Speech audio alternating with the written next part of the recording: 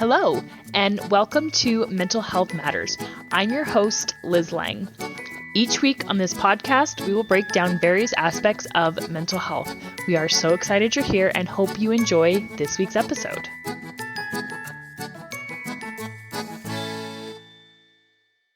Hey guys, Liz Lang here with Jeremiah and Selena Woodruff, and this week we are going to get into New Year's resolutions or goals. So we're going to apply this mainly to teens, but what we talk about is also going to be applicable to yourself. And I have kind of had mixed feelings about New Year's resolutions in the past. I usually set some sort of a goal that, it's usually, I think last year my goal was to bike 5,000 miles or something like that.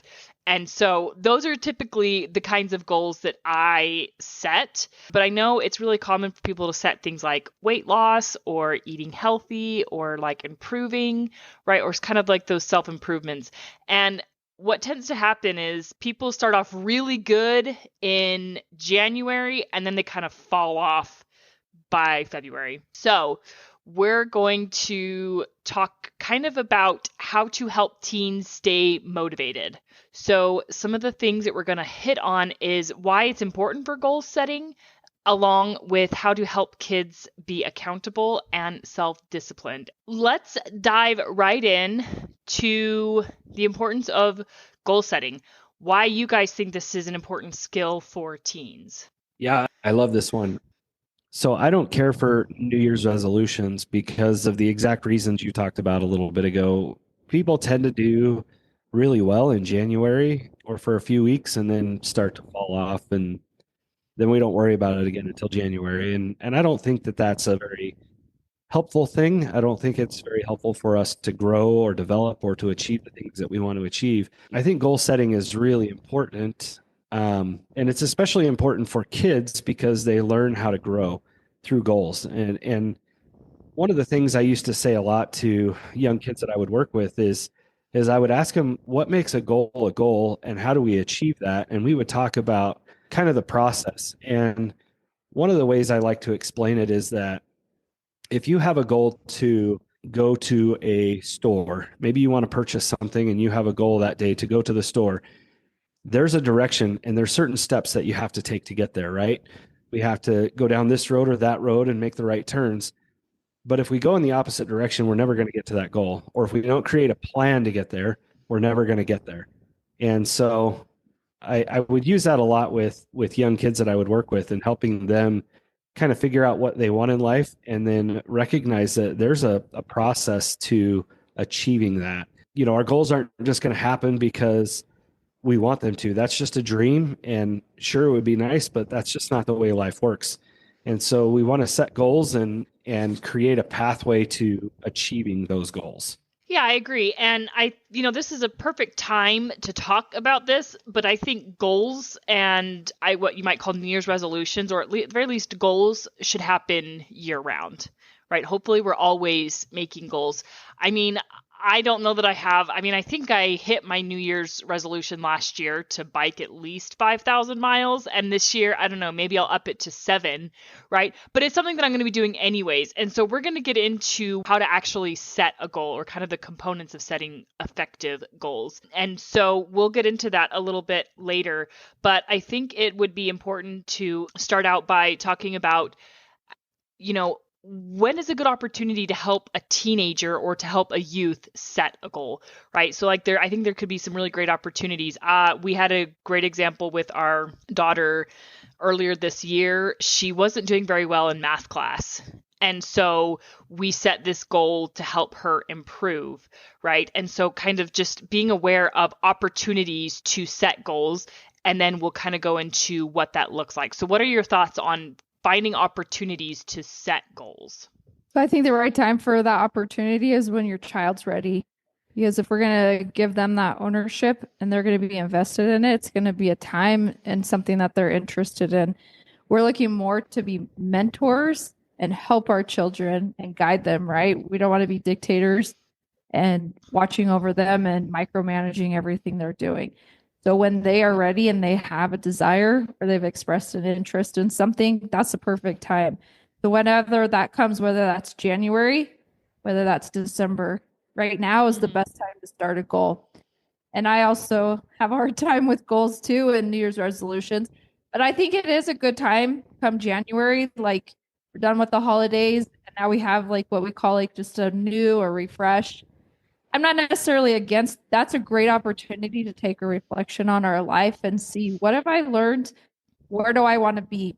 And so it's not necessarily like January is a bad time or New Year's resolutions are going to be sabotaged. It's a great time to reflect on those things as it is throughout the year. But having those opportunities that just come with a way that we're going to help them develop to be the people that they want to be. So they look at more like, who is my future self? Your future self and what you want your future self to be, whether that's our teenagers or ourselves, right? We look at what do I want the future me to be? And then we take it back to our present self. What can my present self do for future me? And I love that. And I want to really hit on something you said there about, kind of the end of the year being a time for reflection. It sounds like that could be a great family discussion or a great family tradition is let's talk about this year. What are some things we've learned? What are some challenges? How do we think we've grown? And what do we want? What are some things that we think we can do for this coming year? So, and that's just kind of something that I think is, obviously you can do that anytime. And maybe another time to do it or more specific is you could start it in a school year. Right. So that could also be another great time. What do you want to achieve this at the beginning of this school year? Or what have you learned at the end of the school year? So I think that's just a great practice for all families to do is just this time of reflection and what have we learned and what have we accomplished and what have we struggled with and been able to overcome? Because I think that's another really important component of helping kids in general, just to kind of be more resilient, is to help them say, hey, look at this struggle that you had. And it was hard to go through that, but you know what, you're through it now. And what have you learned from that? And what skills have you developed as a result of this? Yeah, I agree with both of you. I think that the end of the year is a great time for reflection. And, to hit a little bit on what you talked about a second ago, Liz, is that when do we start? And I love what Selena said, that when they're ready. But when we meet together as a family and we have family meetings, we could set family goals, and that might trigger something in a child or a teen that says, well, hey, I want to set a goal. And that might be a good time to, start working on those with them. And like Selena said, we're not there to enforce. We're really there to help and to collaborate with and encourage our children to grow in their own lives. And I love your example, Liz, with your daughter and working with math and setting a goal to improve and focusing on an improvement and how to get there. I think that life's situations will always bring opportunities for goal setting. And to clarify, I don't think January is a bad time to set goals. I just don't want New Year's resolutions. They just tend to fall apart and don't work out well for a lot of people. But goals should be adjustable. They should be reviewable. And we just got to look at where we're coming from. If you set a goal to lose 25 pounds in 6 months and you lose 22 pounds, you may feel as though you failed because you didn't meet that goal of 25 pounds, but you did really well and lost 22 pounds. And so one of the things that I like to look at is this idea of process-oriented goals versus outcome-oriented goals. And so, focusing on the process and where you're going to grow and learn and make life changes to get you where you want to be becomes really important. Yeah, I agree. Or at least focusing on or keeping in mind that the outcome is the end goal, right? And so, yes, that's our end goal in mind, but the process matters more, like what you're learning. And I think this is going to be a really good time to jump into how to set goals or kind of the components of setting effective goals. And so there's an acronym that often people like to use, and I've also heard this before in school. And so it's the acronym SMART. And so SMART goals are specific, measurable, achievable, relevant, and time bound. So we can kind of break that down a little bit and kind of walk through why each of these components matter so much in goals and how we can help our teens and even young kids, because I think really young kids can even set a goal. I mean, well, shoot, they all set a goal. Potty training.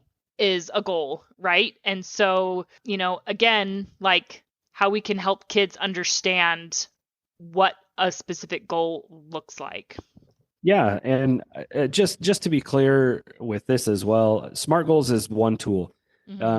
We don't have to always use our SMART goals acronym to set our goals. It's a great tool if we want to be really specific, but we can do some other things with goals as well that are really important.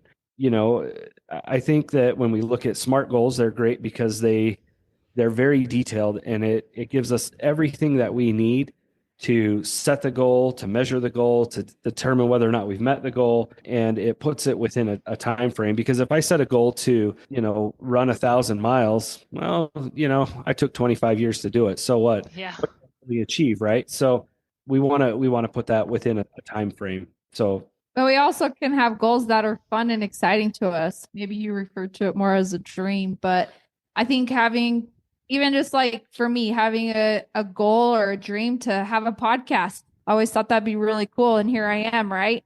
Mm-hmm. And so that also could be a SMART goal because that could be measurable, and I could have steps to get to having a podcast and keeping me on track with that. But having a business or anything like that, I think it's great to have a goal that gets us excited and thinking beyond what we're capable or what we're doing right now and working on that and having it in mind. That doesn't really fit into a SMART goal, but having something that's exciting and fun that we're looking forward to and doing in our life. And I think also being realistic and accepting that sometimes our goals aren't always going to work out, right? I mean, so maybe you did set a goal to start a business, and you know what? It just didn't pan out for whatever reason, because there are certain things that are outside of our control. And that's another really good thing that we can help teens recognize as well, is that sometimes we set goals and then life happens. Like maybe a young person sets a goal to, I don't know, start a family and have kids. That's a great goal, but that involves another person. And so sometimes you just don't meet the right person, and there's nothing you can do about that, right? And so it's important to just kind of, I guess, be flexible. I really like adding because in the SMART goals, achievable, I also like alterable, right? Or flexible, throwing flexibility into your goals. I think that's important, both from a mental health perspective, as well as, just from helping you actually achieve the goals, is flexibility. Well, the process that comes with that you're talking about is recognizing and realize that the process is learning. So again, we talked about failure is learning. So not losing the 25 pounds that we planned to, but that we lost 22 pounds. What did you learn along the way? One, like I can do amazing hard things, right? So that's awesome. That's something that you've learned. Or what about an athlete that their goal is to, play in a college league, and then they have an injury and they're not able to? What did you learn in that process? You learned commitment, you learned determination, you learned like what you're capable and able to do, and you can put that into other areas of your life and other goals in your life. So the goal for me is more learning the process and the things that you learn, putting forth that hard work and the effort and commitment to yourself. Yeah, I really like that. I have a really great personal example of that this year. So I joined a cycling team and I started competitive cycling. I started racing. And my goal at the beginning of the year was to get a podium, right? Which means coming in between first and third place. And I raced at least 8 races. It did not happen a single time. In fact, I did terrible in almost every race that I did.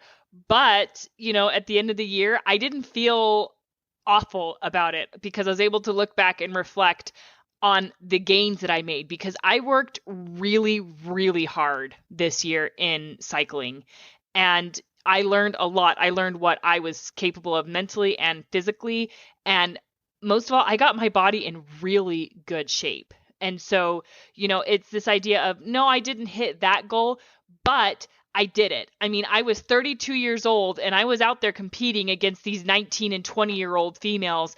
And you know what? I was keeping up with them. And so again, rather than just getting the outcome, it was the process. I was able to make improvements. And it's not to say that you shouldn't set some sort of an outcome for a goal, right? I think you need to have the outcome to work towards, but don't let that be the focus of the goal, right? Let the focus be the process. Sounds like you have one of those big, wild goals. Okay, let's take a quick break and we will be right back. What's up, everyone? Steve here with the Balance of Gray podcast. January 1st, I'm releasing the first 3 episodes of the brand new show. The first quarter is going to be some funny news stories, goofing off a little bit, and the rest will be serious faith-based topics where no question is overlooked or filtered out by PC. I think the church really needs this right now. Science, theology, social issues, in-studio interviews, and most importantly, the unfiltered gospel itself will all make up the mosaic that will be known as the Balance of Gray. I can promise this won't be quite like anything you've heard before. We'll see you soon. Steve here with the Balance of Gray podcast, signing out. Yeah, well, I'm going to do it again this year, so maybe I'm just a glutton for punishment, but I'm going out there and I'm going to do it again. I'm still on the cycling team, and I'm going to go out there and I'm going to race again this year, and we'll see what happens. Maybe I'll get my podium this year, but if not, I'm just going to keep working. Well, and I hope you're sharing those goals with your children, and because this podcast is really dedicated to parents and teens, I think that one of the things that we do that's most important with our children is we model behaviors, right? And so you're modeling that behavior. And if you share those goals and those, even those dreams, and there's nothing wrong with dreams. If we want to accomplish those dreams, we have to set a path to do it. And that's what you've done, right? You exercise, you work out, you practice, you ride your bike, you ride X number of miles or whatever it is that you do to help get your body into that position where you could achieve that dream or that goal. Same thing with Selena and I with having a podcast. Yeah, we want to start a podcast. And it did start as a dream, but then we started putting things in place to say, okay, how do we get to that dream? And we were able to achieve that. Yeah, you reached out to someone you knew who already had a podcast, and things just kind of fell into place for you. So yeah, it did. And that was pretty amazing. Yeah, but it's kind of this idea of if you don't take the steps, it doesn't happen, right? And so I guess maybe that's an important distinction between goals and dreams, right? And so dreams are just something you want to happen. Goals is a plan. It's something you're putting into action. And I think I've shared this before, but I'll share how I got this podcast started almost 4 years ago with my previous host, Dr. Burton. And I took a shot in the dark. And, I was interested in doing a podcast. I emailed him. I said, hey, are you interested? And to my great delight, he said, yeah, I am. If I hadn't taken that step, it wouldn't have happened and I wouldn't be here today. So, dreams are great and we should have dreams. And it's okay to have, even silly dreams, right? Like, I don't know, maybe you have this dream of someday being famous, right? But if it doesn't happen, that's fine. Have your dream. Dreams are good, but it's important to distinguish between dreams and goals and helping your kids see that, right? That goals are something we're putting into, or actions that we can take and put into place. Definitely. Okay, so let's talk about kind of a critical component with goals and with teens, right? And that is this idea of not micromanaging them, of how to be in a support capacity for our teens and adolescents and even our young kids, and not just being a dictator, right? So letting this be a process that they are leading rather than, oh, okay, you set this goal. Well, I'm going to make sure you hit it. That's not going to be helpful to them, and they're probably not going to enjoy that process. So walk us through what this process is going to look like. Yeah, so the thing with this is that we have got to help our teens develop their own goals. Goals should not be set by parents for teens. I think the reality is if somebody came to me and said, okay, Jeremiah, your goal for this month is going to be to drive your car 5,000 miles. Well, what if I'm not interested in driving my car 5,000 miles? That doesn't sound like fun. Mm-hmm. So the same principle applies with our teens. We've talked about their desire for independence here. We've talked about the need for their autonomy, and the same thing happens with goals. And so what we're doing here is we're becoming a mentor to them. We're becoming a partner in their process of growth and development. So if your teen is interested in setting goals, what kind of goals do you want to set? And then we can guide that process, right? And if they say, well, by the end of the year, I want to be a billionaire. Well, is that really achievable? And so we want to help them maybe rein that in and say, okay, you want to earn some money this year.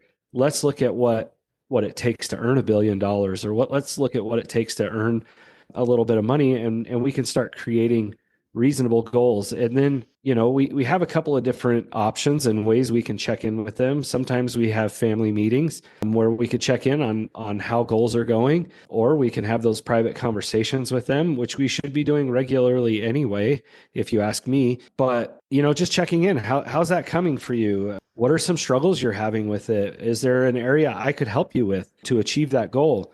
And kind of working from that perspective, from that curiosity perspective of what's happening with it, rather than a dictator role of, well, I see you haven't worked on your goal in 3 weeks and you need to get it. No, that's really not going to be very helpful for anyone, right? So what can I do? What are your struggles, and how can we help? We want to encourage problem solving for them. That builds confidence in their abilities. So asking those questions of curiosity, like Jeremiah said, what's going on? What do you think's blocking you? What do you think's getting in the way? What are you experiencing? Is going to help them to understand what it is that is holding them back or getting in their way, and what they're experiencing in this goal process. Those kind of questions are going to help them to get to the problem solving for themselves, instead of us just telling them what they should be doing. And that also is going to help them to have more growth when they are learning and growing, failing, succeeding, and learning from those experiences. Right. And I especially love what you said about what can I do to help you, right? How can I better support you? And maybe they do want you checking in with them regular, right? Because accountability can be helpful in goal setting, but they need to want it. They need to want that help and that accountability. Otherwise, you're just going to come off as an obnoxious dictator who, well, they don't want to listen to anyways. And I think that one thing that we can do to help our children motivate goals is by talking about it. So, a good example is you can say, hey, I set this goal and this is what I'm doing. Are there any goals you guys would like to set? And I guess opening that question to get the process started, because I don't know very many 8-year-olds or very many 9-year-olds or whatever that have said, hey, I want to set a goal, right? And so I think that we can model good behavior when they're young, or ask them, right? Or kind of have that family meeting of, hey, let's talk about goals. Are there any goals you guys want to set? And if they say no, I think we definitely need to respect that. And it's like, okay, well, if you ever have a goal you want to set, then, let me know. But I would imagine most kids are going to want to, because the idea of setting a goal, and especially if you're modeling the behavior, it's going to feel good to achieve. And I think we're intrinsically motivated, right, to do better and to want to be better. I think that's kind of an innate desire in all of us. And so, I think we can really help kids key into that. And maybe they hate the word goal like I do. So asked it like, hey, is there something new you want to learn? Is there a new skill you want to get better at? Is there anything you want to improve in your life? Yeah, those are great leading questions. And I love the idea of helping them set goals that can be quickly achieved to start to feel that success, right? Mm-hmm. Maybe it's a goal of keeping their bedroom clean for a week, or just something simple that they totally could achieve, because it does build confidence and they feel that success. And when you feel that success, you want more of that success. Yeah, that is a great idea. It's that dopamine, right? We get hits of dopamine. It's kind of like checking check marks off on a to-do list. That gives people dopamine hits. And so, right, and it helps increase productivity. So yeah, I love that suggestion. I love that idea of starting with easy goals that they can achieve. Because if they set, I don't know, something crazy like I want to earn $1 billion this year, I mean, that's not going to feel very good when December comes around, or like a year comes around and they've made like $50, right? And so falling that short. So yeah, just helping them to see like, okay, what can we attain? What can we do? Well, you take that big goal and then you break it down backwards, right? And what is achievable, whether it's the money or it's the cleaning the room, keeping the room clean. Okay, can you keep everything cleaned off the floor? Okay, Yeah. keep everything cleaned off or all your clothes hung up and in the dirty clothes. And having like those little small steps and achieving and making that momentum and that habit is just going to move you forward to continue to have that success and add the next thing. Yeah. Yeah, absolutely. Okay. So takeaways, anything you guys want to add in conclusion? I think that the real key is just being there to support them in what they want to achieve, and helping yourself get to know them and understand what direction they're going in life. One of the things that Selena and I talk about with clients is that we all have a manual for the people in our lives, or this belief that they should be doing certain things and acting certain ways. And often that manual is not in line with what that other individual wants to do. And so helping us get to know our children and understand where they want to go, these aren't goals that are for us, it's for them. It's for what they want to achieve. I have a teenage daughter that wanted to do something specific every week, and sometimes that's challenging. But one of the things that we've been able to do to support her in that is we've had to drive her sometimes because she's a new driver and we have bad weather and we don't always let her drive when the weather's rough. And so sometimes we'll have to step in and drive. But just finding a way to support them and what they want, even if you don't think it's very important, it's important to them, and it's important for their growth and development to have goals and to set them and to find ways to achieve them. Yeah, it's awesome. And that brings us to the opportunity for connection. We can use this opportunity of setting goals and reflection to build that connection with them. If that comes from a place of love and curiosity and wanting to help them and to help them to become the people that they want to be. Yeah, that sounds awesome. Okay, love it. All right, so next week we are going to get into screen time and social media. So a lot of people may have gotten some fancy new devices for Christmas or for the holiday season. And so we're going to get into kind of how we can help teens and children in general set healthy boundaries around screen time. They are just a part of our lives. So we're going to get into that next week. And I hope everybody had a very happy new year, and we will see you all next week.